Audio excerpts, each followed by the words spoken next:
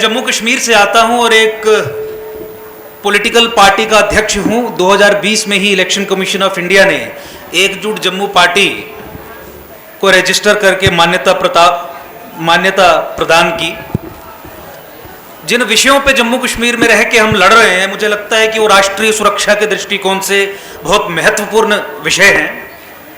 और जम्मू कश्मीर में जो हमारी लड़ाई है, जो युद्ध है, वो कोई आइसोलेटेड नहीं है, केवल जम्मू कश्मीर तक ही सीमित नहीं है। उसकी इम्प्लीकेशन जो है वो पूरे हिंदुस्तान पे है, पूरे भारतवर्ष पे है, पूरी सनातन इंडिक सिविलाइजेशन सभ्यता पे है।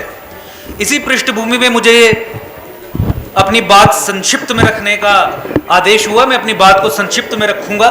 बताना चाहूंगा कि किस तरीके से पाकिस्तान का जो षड्यंत्र पूरे हिंदुस्तान के खिलाफ है, उस षड्यंत्र में जम्मू कश्मीर कहां उसका फोकस और लोकस है, उस पर चर्चा करूंगा। और फिर किस तरीके से भारत के ही रक्षा तंत्र को, भारत की राजसत्ता के तंत्रों को, विधानसभा को, सरकारी दफ्तरों को इस्तेमाल करके किस तरीके से जिहाद को आगे चलाने का काम किया जा रहा है, संक्षिप्त में उसकी बात रखूंगा।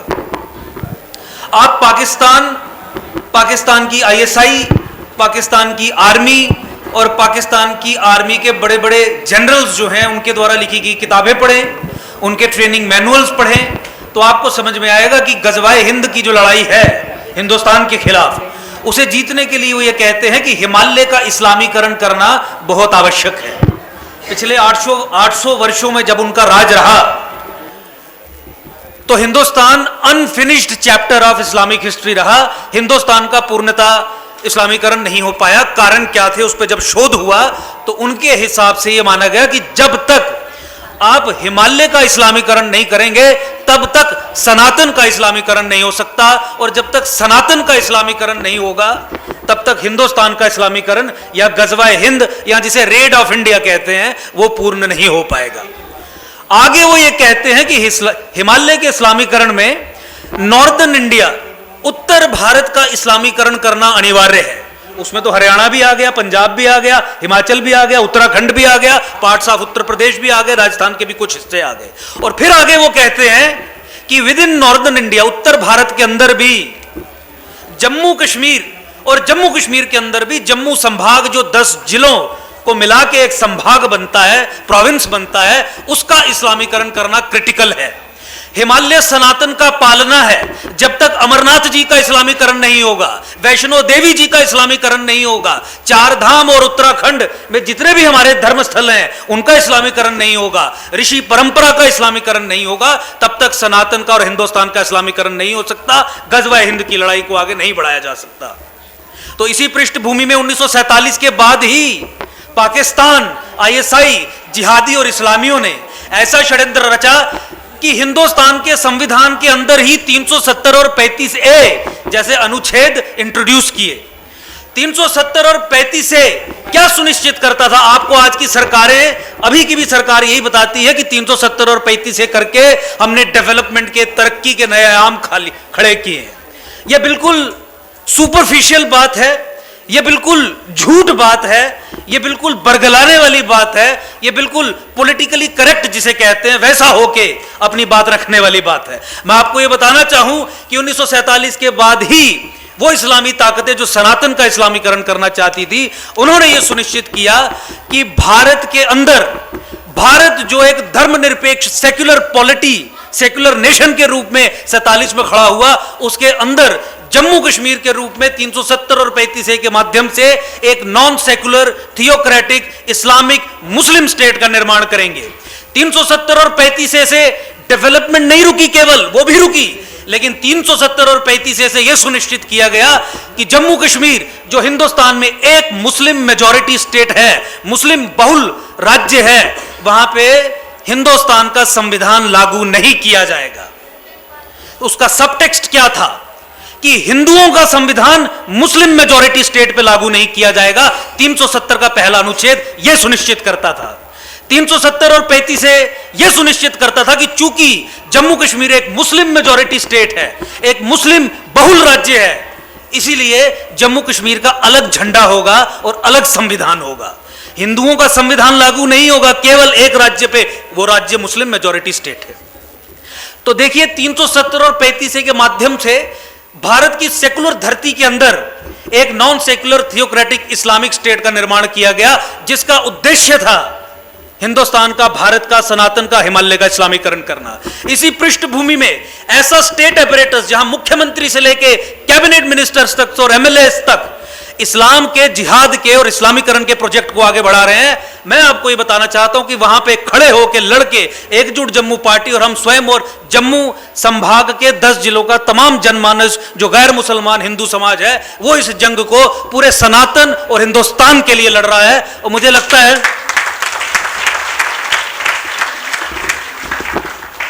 नॉन सेक्युलर थियोक्रेटिक मुस्लिम स्टेट का जब निर्माण हुआ तो उसमें मुस्लिम ब्रदरहुड का एक मॉडल, ये चीजें आवश्यक हैं समझना और जानना। मैं सादी भाषा में बात करने का प्रयास करूंगा, कम शब्दों में अपनी बात रखने का प्रयास करूंगा। समझिए कि मुस्लिम ब्रदरहुड का मॉडल क्या है। जिहाद को, इस्लाम को फैलाने के बहुत सारे तरीके हैं, सबसे खतरनाक मुस्लिम ब्रदरहुड का मॉडल है। उस मॉडल के तहत वो ये कहते हैं कि जो देश अब मॉडर्न कॉन्स्टिट्यूशनल डेमोक्रेसीज बन गए, लोकतंत्र बन गए, उन लोकतंत्रों को खत्म करके इस्लाम का परचम आप कैसे फैलाएंगे। तो उसमें वो कहते हैं कि इस मॉडल के हिसाब से जो कॉन्स्टिट्यूशनल डेमोक्रेसीज हैं, जो लोकतंत्र हैं, वहां पे लोकतांत्रिक जो फ्रीडम्स हैं, संविधान में जो बोलने का फ्रीडम है, लाइफ का फ्रीडम है, बराबरी का जो फ्रीडम है, जो हक है, उन सब फ्रीडम्स को इस्तेमाल करो। उन फ्रीडम्स को इस्तेमाल करके डेमोक्रेटिक लोकतांत्रिक संस्थान, चाहे विधानसभा हो, सरकारी तंत्र हो, उसके अंदर घुसो। अंदर घुस के एक बहुत ही एक खतरनाक प्रोसेस रहता है जिसे कहते हैं सबवर्जन कॉज करो और सेकुलर चोला पहन के इस्लाम और जिहाद के एजेंडा को आगे बढ़ाओ। इसी तरीके का पूरी सरकारी तंत्र पे कब्जा आज तक जम्मू कश्मीर में इस इस्लामी और जिहादियों के हाथ में था और है। और संरक्षण आप देखिए, मॉडल इतना खतरनाक कि आपके संविधान के अंदर ही एक कवच पहनवा लिया 370 और 35A का। तो देखिए किस तरीके से इस्लामीकरण के जिस प्रोजेक्ट की मैंने बात की, जो पाकिस्तान और इस्लामी और जिहादी ताकतों का एजेंडा है, सनातन का इस्लामीकरण, उसे बढ़ाया गया। जम्मू कश्मीर की विधानसभा को इस्तेमाल करके कानून बनाया गया, अप्रत्याशित, अनप्रेसिडेंटेड, जिस कानून में यह दिया गया कि अगर सरकारी जमीन पे कोई मुसलमान बैठता है हिंदू बहुल क्षेत्रों में, तो इस कानून के तहत उसे मालिकाना हक दे दिए जाएंगे। पूरा सरकारी तंत्र मिला दिया। कश्मीर से, अन्य क्षेत्रों से मुसलमानों को लाके हिंदू बहुल क्षेत्रों में, हिंदू माइनॉरिटी है जम्मू कश्मीर में, अल्पसंख्यक है, 30% के करीब जनसंख्या है 2011 के सेंसस के आधार पे, 30%, लेकिन एक ही जगह पे इकट्ठे रहते हैं जम्मू संभाग में, जम्मू संभाग के 10 जिलों में, वहां पे वो बहुल हैं। तो वहां पे जमीनों पे मुसलमानों को बैठा के कानून के माध्यम से सरकारी जमीनों के मालिकाना हक, रोशनी एक्ट के नाम से कानून बना के उन्हें देने का कार्यक्रम शुरू कर दिया गया। उसके अलावा आप ये जान के हैरान हो जाएंगे कि मुख्यमंत्री महबूबा मुफ्ती, चीफ मिनिस्टर, 2018 में 14 फरवरी 2018 को एक आदेश पारित करती है, जो सीक्रेट आदेश होता है, जो पूरे सरकारी तंत्र को नहीं पता होता, जो मीडिया में नहीं आता, जो पब्लिक डोमेन में नहीं होता। और उसमें 5 पन्ने के आदेश में यह कहती है कि अगर कोई मुसलमान जम्मू संभाग में जमीनों पे कब्जा कर लेता है, चाहे वो सरकारी जमीन हो, चाहे वो प्राइवेट जमीन हो, चाहे वो फॉरेस्ट की जमीन हो, चाहे वो नदियों के किनारे हो या उनके एम्बैंकमेंट्स हो, कोई डीएम, कोई एसएसपी, कोई डिप्टी कमिश्नर, कोई सीनियर सुपरिटेंडेंट ऑफ पुलिस उस मुसलमान के खिलाफ कार्रवाई नहीं करेगा। मान लीजिए किसी कोर्ट का आदेश आ जाता है, तो उस आदेश में लिखा हुआ था पहले ही पन्ने पे कि कोई एसएसपी मुसलमान को जमीन से बाहर निकालने के लिए पुलिस असिस्टेंस या पुलिस सहायता प्रदान नहीं करेगा। और 5वें पन्ने पे जो लिखा था उसे जान के तो अब हैरान हो जाएंगे। यह मुख्यमंत्री द्वारा पारित किया गया 5 पन्ने का एग्जीक्यूटिव ऑर्डर डेटेड 14 फरवरी 2018 था, जिसमें यह कहा गया कि अगर मुसलमान गौ हत्या में पकड़ा जाता है, और वो भी जम्मू संभाग में, तो कोई पुलिस अधिकारी उस पे सेक्शन 188 आरपीसी या prevention of cruelty to animals act के तहत कार्रवाई नहीं करेगा। तो एक आदेश के माध्यम से मुसलमानों को लीगल इम्यूनिटी दी गई 2 तरीके के कृत्य करने की, 2 तरीके के जुर्म करने की, कि मुसलमान अगर ये जुर्म करेगा तो उस पर कोई कानूनी कार्रवाई नहीं होगी। एक, जमीनों पे कब्जा करना, ताकि जम्मू संभाग का इस्लामीकरण हो सके, डेमोग्राफी चेंज हो सके, और दूसरा गौहत्या करना। तो मुसलमानों को न्योता दिया मुख्यमंत्री ने स्वयं कि जाइए, जाके हिंदुओं की जमीनों पे कब्जा कीजिए और गौहत्या करिए, बवाइन स्मगलिंग करिए, काउ स्लॉटर करिए। तीसरा जो आयाम है इस्लामीकरण का, जो जम्मू संभाग में, मैंने बताया कि जम्मू संभाग का इस्लामीकरण क्रिटिकल है इस्लामियों के लिए, जिहादियों के लिए। नॉर्दर्न इंडिया का इस्लामीकरण इंपॉर्टेंट है, जम्मू का इस्लामीकरण क्रिटिकल है, क्योंकि जम्मू को लॉन्च पैड की तरह इस्तेमाल करना है पूरे हिंदुस्तान के इस्लामीकरण के लिए। तो इसी पृष्ठभूमि में मैं आगे ये कह रहा था कि रोहिंग्याज और बांग्लादेशीज को सेलेक्टिवली कश्मीर संभाग में नहीं, केवल हिंदू बहुल जम्मू संभाग के कुछ जिलों में ऑर्गेनाइज तरीके से सरकारी तंत्र ने बसाया और अभी भी बसाया जा रहा है। सिक्योरिटी एस्टेब्लिशमेंट्स के अराउंड रोहिंग्याज और बांग्लादेशी जो मुस्लिम इलीगल इमिग्रेंट्स हैं, उन्हें बसाने का काम आज की डेट में भी हो रहा है। और चौथा, रिवर बेड्स, जितनी भी वहां पे दरिया हैं, रिवर्स हैं, नदियां हैं, उन्हें देवता की संज्ञा हम देते हैं सनातन में, उन्हें पूजते हैं। तवी, जिस नदी के किनारे जम्मू सिटी स्थित है, वहां पे कठुआ, सांबा, रामबन, ये हिंदू बहुल डिस्ट्रिक्ट्स हैं, वहां पे रिवर बेड्स के एम्बैंकमेंट्स पे और साइड पे जो सरकारी जमीन होती है, एक्सक्लूसिवली वहां पे मुसलमानों का कब्जा है। जम्मू कश्मीर हाई कोर्ट में रिपोर्ट्स मंगवाई गई और पाया गया कि 99% जो नदियों के किनारों पे कब्जा किया गया है, right down to the borders of Pakistan, 99% कब्जाधारी जो है वो मुसलमान है। और साथ ही साथ जम्मू कश्मीर जो एक पहाड़ी क्षेत्र है, फॉरेस्ट बहुत बहुल मात्रा में है, फॉरेस्ट लैंड्स पे भी 95% से अधिक जो एनक्रोचर्स की लिस्ट हमने जम्मू कश्मीर हाई कोर्ट में मंगवाई, एफिडेविट पे तमाम डीएम्स की ड्यूटी लगवा के 95% मुसलमानों का कब्जा फॉरेस्ट की जमीन पे है।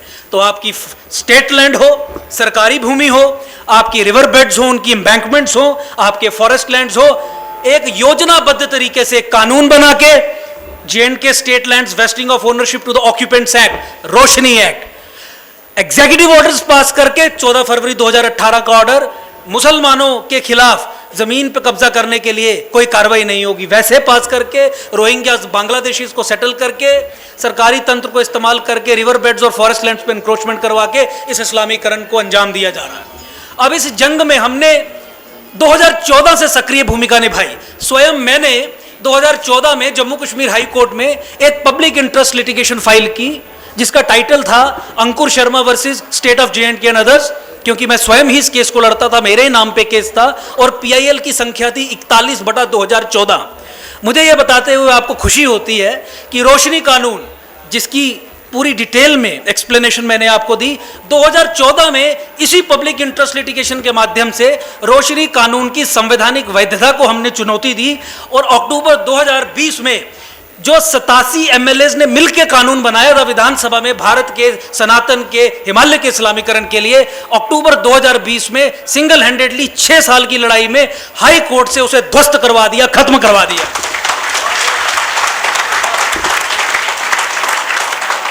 केवल कानून ही नहीं ध्वस्त करवाया, उस कानून के तहत आवंटित की गई लाखों कनाल भूमि जो मुसलमानों को दी गई थी, हाई कोर्ट से निर्देश करवाए कि 6 महीने के भीतर भीतर इस सारी जमीन को खाली करके सारी जमीन को सरकार को वापस सौंपा जाएगा।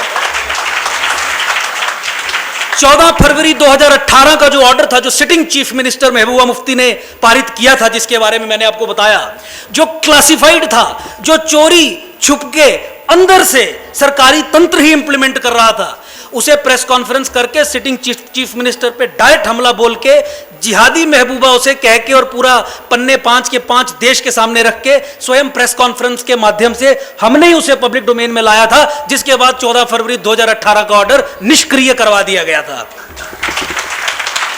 रोहिंग्याज और बांग्लादेशीज की समस्या को लेके तो पूरे जम्मू संभाग में रोष है ही।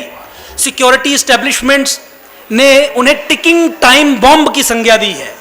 जितने भी टेररिस्ट अटैक्स, चाहे वो सुंजवा का टेररिस्ट अटैक हो, कालूचक का टेररिस्ट अटैक हो, ये मिलिट्री बेसिस हैं, कैंप्स हैं, जम्मू बहुत क्रिटिकल पोजीशन पे है, उसके अराउंड वहां पे इन रोहिंग्याज और बांग्लादेशीज की इन्वॉल्वमेंट जो है वो नजर आई। सरकार ने कहा, लेकिन सरकार फॉरेनर्स एक्ट के तहत इन्हें बाहर निकालने का कार्य नहीं कर रही है और दामाद बना के हीरानगर जैसे यहाँ पे इकोनॉमिकली वीकर सेक्शन के लिए जो फ्लैट्स डीडीए के दिल्ली में थे वहाँ पे स्थापित करने की कोशिश की गई थी। इससे पहले जम्मू कश्मीर के कठुआ डिस्ट्रिक्ट में हीरानगर तहसील में दामादों की तरह बहुत भारी संख्या में इन रोहिंग्याज और बांग्लादेशीज की सेवा आज की सरकार अभी भी वहाँ पे कर रही है। तो ये दुर्भाग्यपूर्ण बात है।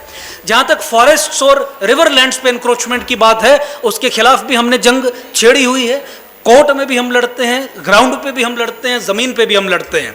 लेकिन एक अनफॉर्चुनेट सिचुएशन है कि planned demographic assault of Jammu and Kashmir, जिसकी सिग्निफिकेंस, जिसकी इंप्लीकेशन पूरे भारतवर्ष पे है, हिंदुइज्म पे है, सनातन पे है, सनातन इंडिक सिविलाइजेशन पे है, मुझे लगता है कि उसे फैसिलिटेट करने का ही काम किया जा रहा है। और उसका कारण जो है वो ये है कि जिस रोशनी कानून को 6 साल की लड़ाई में हमने ध्वस्त करवाया और ये जजमेंट करवाई, उस जजमेंट के खिलाफ आज की सरकार ने ही जम्मू कश्मीर हाई कोर्ट में एक रिव्यू पिटीशन फाइल कर दी और ये कहा, प्रैक्टिकली स्पीकिंग, कि बहुत सारे मुसलमान हैं जो अब जम्मू, कठुआ, सांबा, हीरानगर, हिंदू बहुल क्षेत्रों में एक एक घर बना के बस गए हैं। आप हमें परमिशन दे दीजिए कि इनके घरों को हम रेगुलराइज कर दें। ये जो जजमेंट है, जजमेंट में इतना स्कोप छोड़ दीजिए कि इनके घरों को हम रेगुलराइज कर दें। इस तरीके से सरकारी तंत्र अंदर से जकड़ा हुआ है और इसीलिए हम कहते हैं कि पाकिस्तान और आईएसआई के लॉन्ग टर्म गोल्स जो हैं हिंदुस्तान को लेके, जम्मू कश्मीर को लेके, उसको किसी ना किसी तरीके से फैसिलिटेट और कंसोलिडेट करने का ही काम कर रहा है। आज स्टेट राष्ट्र के खिलाफ काम कर रही है। Indian state is hostile to the Indian nation. Indian state is working against the civilizational interest. जिस तरीके से बहुत छोटी सी भूमिका बांध के मैंने आपको बताने का प्रयास किया, वैसे ही 1990 के दशक में जो कश्मीर में हुआ वो किसी से छुपा नहीं है।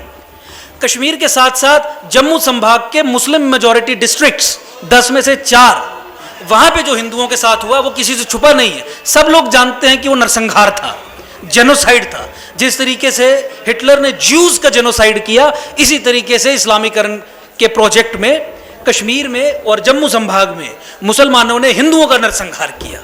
लेकिन पिछले 30 वर्षों से लगातार इस मांग के उठने के बावजूद भी कि जो हिंदुओं के साथ जम्मू कश्मीर में हुआ और हो रहा है, और टारगेटेड किलिंग्स हिंदुओं की जो भी निरंतर चल रही हैं, उसे आधिकारिक तौर पे नरसंहार घोषित करिए, यह घोषित करने का काम भी किसी भी सरकार ने, irrespective of different prime ministers या गवर्नमेंट्स, आज तक नहीं हुआ।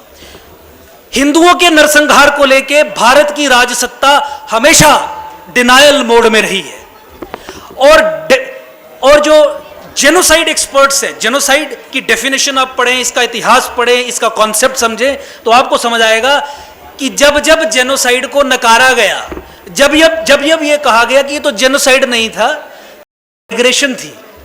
बताया जाता है ना कि कश्मीरी हिंदू और जम्मू के हिंदू कश्मीर से माइग्रेट कर गए। माइग्रेशन शब्द का इस्तेमाल किया जाता है ना, अधिकाधिक एक्सोडस का इस्तेमाल किया जाता है। यह नहीं बताया जाता कि उनका नरसंहार हुआ था।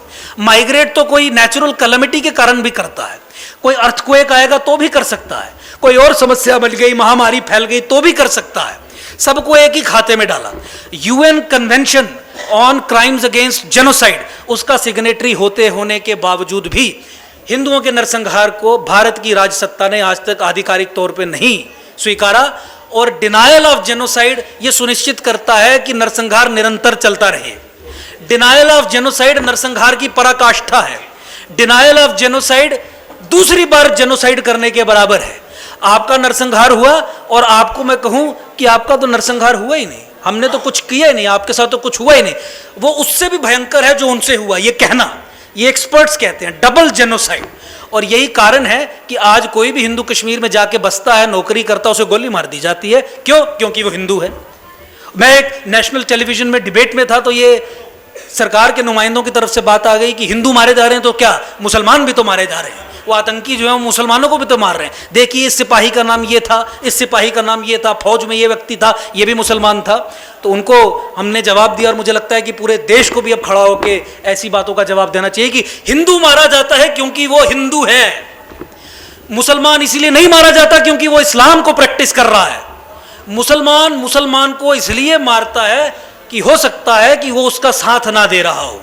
वो समझते हैं कि इंडियन एजुकेशन सिस्टम में जो मुसलमान टीचर हैं, तकफीरी जिहाद, कि अगर कोई प्रैक्टिकल रीजन के कारण भी मुसलमान हिंदू से जुड़ा है, उसको खत्म करना है। और रेडिकल फॉर्म ऑफ जिहाद इसलिए मारा जाता है, इसलिए नहीं मारा जाता कि वो इस्लाम का अनुयायी है। हिंदू इसलिए मारा जाता है क्योंकि वो हिंदू धर्म का अनुयायी है, सनातन का अनुयायी है। तो ये डिस्टिंक्शन हमें समझने की जरूरत है। और आज इस मंच के माध्यम से मैं आपसे भी ये निवेदन करूंगा कि आज यहां से भी आवाज उठे कि जम्मू कश्मीर में जो हिंदुओं के साथ 90 के दशक और उसके बाद हुआ और जो निरंतर अभी चल रहा है, उसे आधिकारिक तौर पे हिंदू नरसंहार घोषित किया जाए। हिंदू नरसंहार घोषित करने के बाद कन्वेंशन के हिसाब से ट्राइब्यूनल्स बनाए जाएं, जहां जज बैठाए जाएं और एक एक वो व्यक्ति, कश्मीर बेस्ड पॉलिटिकल पार्टीज के तमाम अध्यक्ष, चाहे वो एनसी हो, पीडीपी हो, फारूक हो, उमर हो, महबूबा मुफ्ती हो, अलगाववादी संगठन हो, सबको फांसी के तख्ते पे लटकाया जाए, क्योंकि वही कानून कहता है और उसको लेके पब्लिक डोमेन में सबूत भी बहुत है। यह केवल यासीन मलिक पे मुकदमा चलाने से मामला नहीं चलेगा। जेनोसाइड की डेफिनेशन के हिसाब से जो पॉलिटिकल पार्टी के नेता हिंदुओं को यह कहते थे ना कि तुम हिंदुस्तान के एजेंट हो, यहां पे तुम अलग एक कौम हो, उनको भी डेफिनेशन और कानून के हिसाब से फांसी की सजा होगी। और मुझे लगता है कि इस दिशा में कदम उठाना चाहिए। जम्मू कश्मीर का पुनः एक बार पुनर्गठन करना चाहिए। जम्मू कश्मीर को ऑलरेडी 2 हिस्सों में तोड़ा है, लेकिन वो सफिशिएंट नहीं है। जम्मू कश्मीर जो आज एग्जिस्टिंग है लद्दाख से अलग, उसका फिर से पुनर्गठन करने की आवश्यकता है। जम्मू संभाग जो 10 जिले हैं हिंदू बहुल, उसे एक डिफरेंट सेपरेट इंडिपेंडेंट स्टेट की तरह घोषित करिए और कश्मीर संभाग को 2 हिस्सों में तोड़िए। यह समझने वाली बात है, मैं अंत कर रहा हूं, मुझे पता है समय की कमी है। जम्मू को सेपरेट स्टेट बनाइए और कश्मीर संभाग जहां पे हिंदुओं का नरसंहार निरंतर चला आ रहा है, उसे 2 हिस्सों में तोड़िए। एक हिस्सा उन लोगों के लिए जिन्होंने नरसंहार किया और एक हिस्सा उन हिंदुओं के लिए जो नरसंहार के विक्टिम्स थे।